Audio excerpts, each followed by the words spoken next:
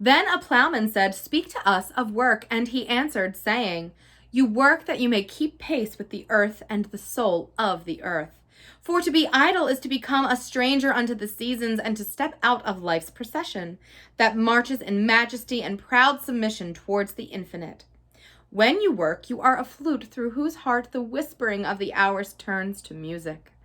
Which of you would be a reed, dumb and silent, when all else sings together in unison?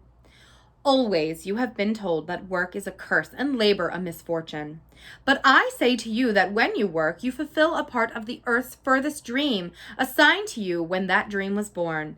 And in keeping yourself with labor, you are in truth loving life. And to love life through labor is to be intimate with life's inmost secret.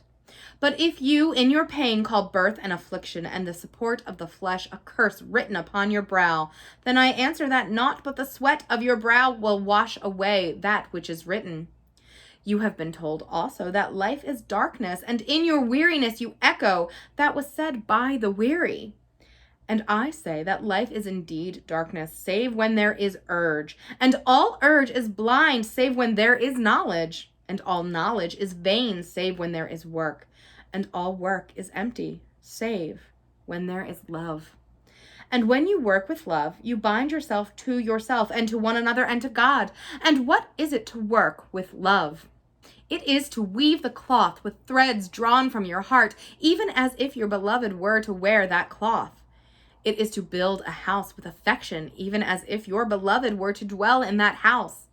It is to sow seeds with tenderness and reap the harvest with joy, even as if your beloved were to eat the fruit.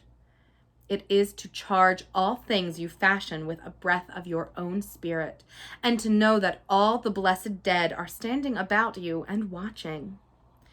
Often I have heard you say, as if speaking in sleep, "He who works in marble and finds the shape of his own soul in the stone is nobler than he who plows the soil. And he who seizes the rainbow to lay it on a cloth is the likeness of man, is more than he who makes the sandals for our feet."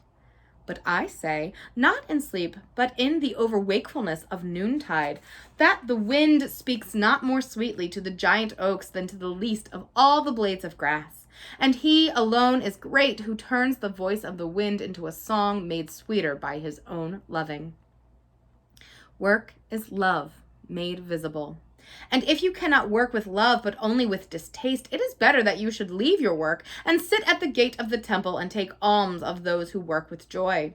For if you bake bread with indifference, you bake a bitter bread that feeds but half a man's hunger. And if you grudge the crushing of the grapes, your grudge distills a poison in the wine.